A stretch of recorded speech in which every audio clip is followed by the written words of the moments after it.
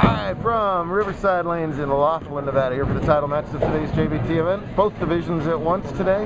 Hunter Mays looking to become the 15th bowler all-time to win his 20th career JBT title. To hit that elite level, he's got to beat Cesar Padilla, who's won the last two matches to get to this point. And right as soon as we turn on the camera of doom, Hunter's luck changes as he started with the front three and on camera leaves himself a 6-8. Yikes. To their right, that's Hayden King desperately trying to exorcise his demons.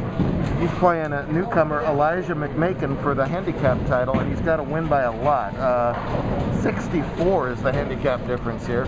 Elijah just a beginning bowler. Hayden having his second chance to win his first career JBT title. Elijah open in his first 4 frames, so he's already done quite a bit of making up that 64 pins.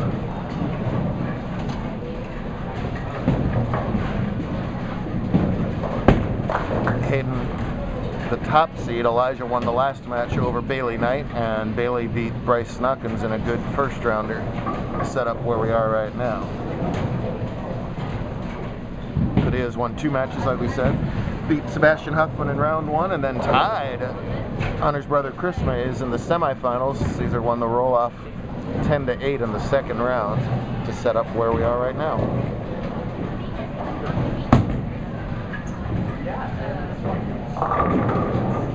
That two-handed style that just all the kids sort of gravitate to. And chucks it on down there and gets his first strike of the title match. Mays on camera left. Much better luck with the light hit than the slightly high hit. Shreds that rack and keeps the match close. Bowling on brand new pin setters, one of the first installs in the world for this brand new Brunswick pin spotter. They do indeed run much, much smoother. Excited to have them out here, part of the great upgrades going on at Riverside. Big thanks to Brian and the crew for having us. The highly unusual Friday-Saturday weekend. I'm not sure if we've ever done that before, actually.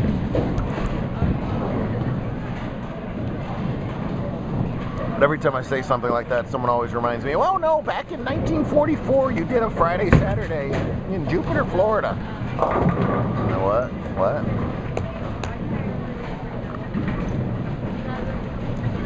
I mentioned King trying to exorcise his demons. He was part of the doubles team, him and Dart Longa, who had a part in one of the wackiest finishes we've ever had, where Kendall and Lindsay chopped 6 10s, and then Dart stoned 8, but missed the spare, and Hayden missed the spare the frame before, and ended up a 1-pin win for not them. He only gets 1 out of that 2-8. And Hayden was somewhat disconsolate over on the setsie at the end of that, and he later commented on that video, boy, bowling really is a game of inches. And it sure is, just like most sports. It comes down to the thinnest of margins sometimes. That ball yoinks off to the left. When you're the one giving so many pins, you just have to forget about him, because your opponent, when he's got the lower average, is capable of anything. If Elijah could throw 3 in a row, Elijah could throw 4 gutter balls in a row. You just don't know what you're going to get out of him as he switches balls and only gets 7 out of that. So you just got to focus on yourself, because what he's doing is out of your control. No. And make it back-to-back 6-8s for Hunter. It's Elijah's first ever JBT, first ever real big tournament. Love having newcomers. And for all you other newcomers who want to give the tour a try, let this be a lesson. Buy a JBT t-shirt, make the title match. I'm not saying, but I'm saying.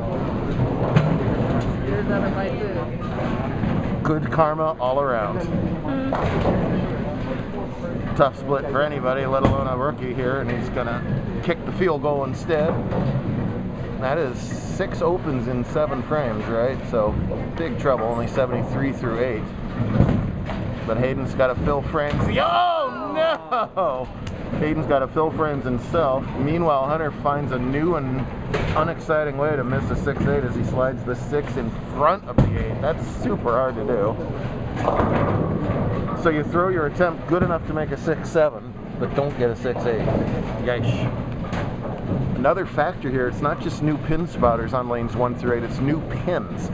They have flatter bottoms, they're not broken in as much, so the pinfall is truer, for lack of a better word. So you're going to leave more 6/8s and solid 7s and stuff like that.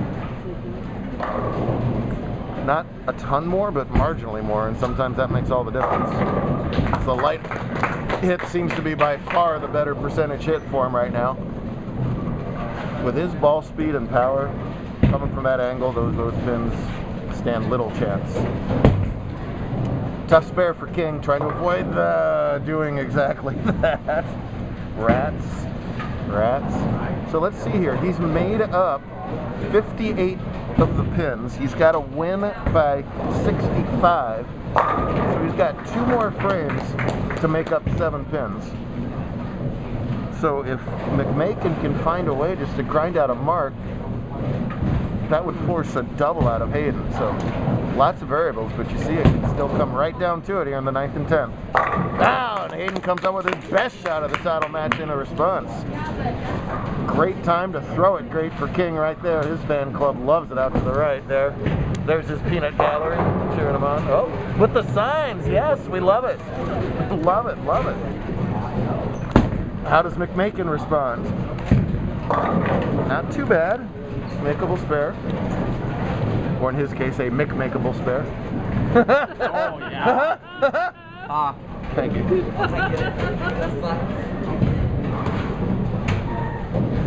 That's what we get the Emmys for, people. Says there's no problem there at the 3-6. That's already in the 8th frame. Boy, these matches are going quickly. Got to get a whoops. Too much overhook there. Now he has made up the handicap difference. Let's see what they're able to do in the 10th. Hunter right now trails by 5, strike working in his 8th frame, so he can take the lead with an 8th frame strike. That is Cesar's score right here, and here is Maze's score. He thinks about it. Veteran move out of Hunter. He's going to let Elijah finish up here. Make sure he gets the floor to himself, as they say. What does he come up with in the 10th? It's the head pin. No, doesn't get real good pin action there.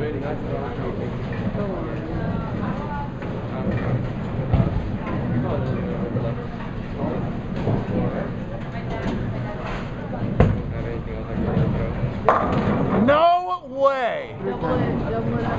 That is a turkey of terror right there as he leaves a 6/8 for the 3rd straight time on the right-hand lane.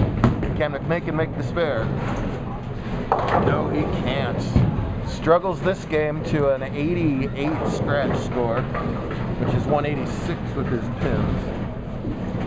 And again, the difference was 64, so to make it easier, we'll call that 152. Hayden should win this match with just a decent count here. Are the demons erased? You bet they are. He knows it. Hunter, a 3rd shot at this 6/8, and he makes it. How do you win 20 titles? Sure, by striking a lot, but by doing things like that. You give a guy of that caliber talent a 3rd chance at the 6/8. Missed it a little one way, missed it a little the other way, and that was just perfection all the way from the foul line to the pins. Great split conversion. Keeps it a 1-mark game. And sweet vengeance for Hayden King. There ain't no wacky ending this time. He comes up with 3 in a row in the 9th, 10th, and 11th.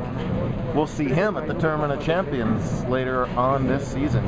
Yes, he said Tournament of Champions. Not able to maintain the light hit was Hunter there. But there is brand new champion, Hayden King.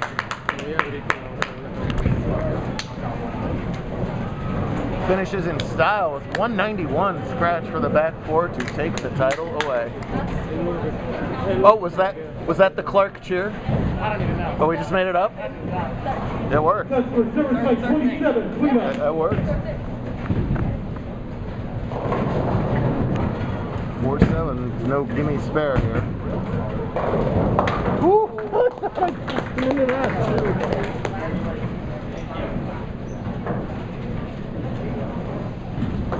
Hunter can strike out for 202.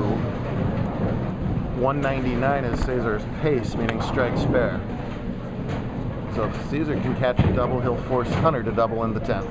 If he gets 3 in a row, he wins the tournament. There's one. Boy, this has to seem like absolute deja vu to Hunter when Skylar did the exact same thing to him yesterday. Is that a winning bowling finger right there? Let's zoom in on that baby. Yeah, you guys at home who don't think bowling is a sport, that's a meatball where a finger once was. So that's the title winning finger is what that is. Right. I guess meatballs aren't elongated, are they? More of a vermicelli, perhaps? That's true. That's true. A slice of loaf, perhaps. Skylar stole the title away from Hunter yesterday by going back 5 for 225. Cesar can go back 2 here. He does the same thing. Boy, and he's struggled to stay zoned in on the left-hand lane, and that really came through in this title match as he's got a chance for a almost Dutch 200. That'd be a clean 199 if he can spare up this 2-pin, which he should, because as long as he maintains focus and holds any kind of count, Hunter will still have to double in the 10th on the lane that he can't do anything but 6-8 on. Yeesh. Tour rolls on to Salem, Oregon next week for a week off for hopefully the NFC title game. And where are we? Canyon, yes, one of our favorites, Super Bowl weekend. Any kind of count here, we'll have 4 is literally enough to force the double. We talk about statistical anomalies all the time. For all that talent and all that powerful bowling ball, Padilla is the owner of 2 career JBT titles. Lots of U17s, a ton of U17s. Hey Ma, I won. Hey Dad, I won. There you go. The winning mom call right there. Capture on video.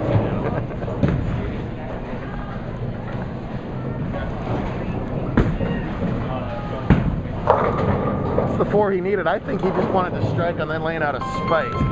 He never did, but it might be enough. 198, better game than the score represents, but it still gives Mays the opportunity to throw 2 strikes and win 2 decades, 20 career titles. So I could ask for a chance.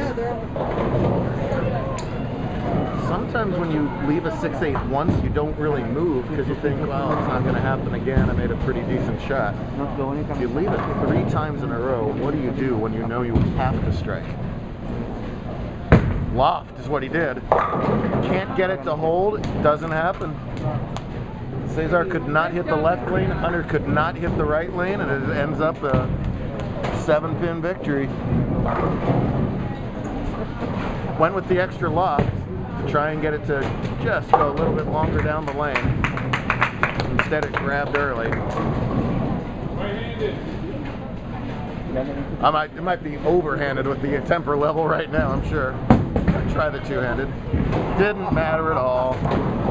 Congrats to Cesar, congrats to Hayden, to our girls champ Eileen Linares, and to our U17 winner tonight, Seth Stovall. Great stuff here from Laughlin. We'll see you in Salem in 6 days to do it again.